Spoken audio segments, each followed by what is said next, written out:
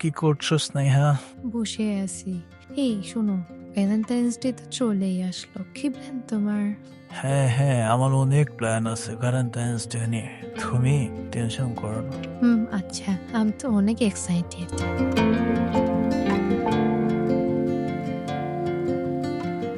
এই কথা শুনে মেয়েটা মহা খুশি হয়ে যায়। তারপর তার বাসায় তার বান্ধবী আসে। এই জানিস, রাতুল আমাকে বলেছে সে নাকি আমাকে 14 তারিখে অনেক বড় একটা সারপ্রাইজ দিবে। কি বলিস? আজকাল ভালোবাসা বলে কিছু আছে নাকি? সব ওই 14 তারিখেই ভালোবাসে। তারপর সব ভালোবাসা পালিয়ে যায়। কে? কি বলছিস তুই? রাতুল ওরকম ছেলেই না। তুই ভালোবাসায় অন্ধ হয়ে গিয়েছিস, তাই এসব বলছিস। আমি তোর ভালো চাই, তাই তোকে বললাম যাস না।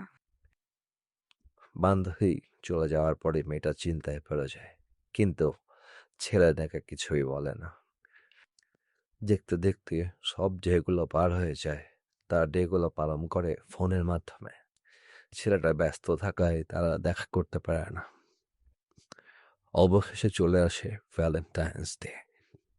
ছেলেটা সকাল সকাল এসে মেয়েটার জন্য অপেক্ষা করে, কিন্তু মেয়েটা আর আসে না। ছেলেটা খুব চিন্তায় পড়ে যায়। সে বারবার কল দেয়, কিন্তু ফোনটা অফ পায়। ছেলেটার ভীষণ মন খারাপ হয়ে যায়।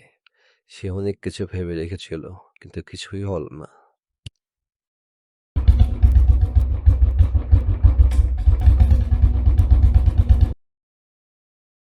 কি ব্যাপার? আমি তো কোনো কিছু অর্ডার করিনি। এটা কার পার্সেল? ম্যাম, এটা রাতুল নামে একজন পাঠিয়েছে আপনার জন্য। ডিয়ার ভ্যালেন্টাইন, আমি তোমায় ভীষণ ভালোবাসি।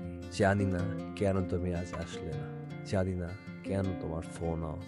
তবে যাই হোক, আমি তোমার অপেক্ষায় আছি। এখানে রোজ ডে উপলক্ষে রোজ, প্রপোজ ডে উপলক্ষে আমাদের ফার্স্ট ডে ছবি, চকলেট ডে উপলক্ষে চকলেট, টেডি ডে উপলক্ষে টেডি আছে।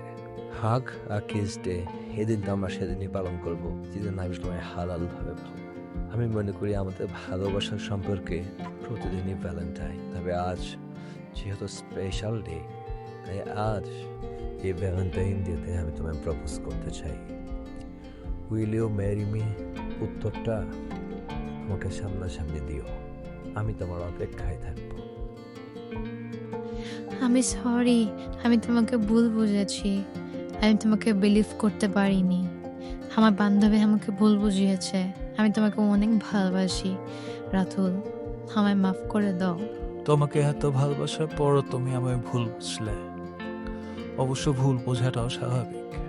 এখন কেউই তো আর মন থেকে ভালোবাসে না। আমি তোমার সাথে দেখা করতে চাই। এসো, আমি তোমার অপেক্ষায় থাকবো।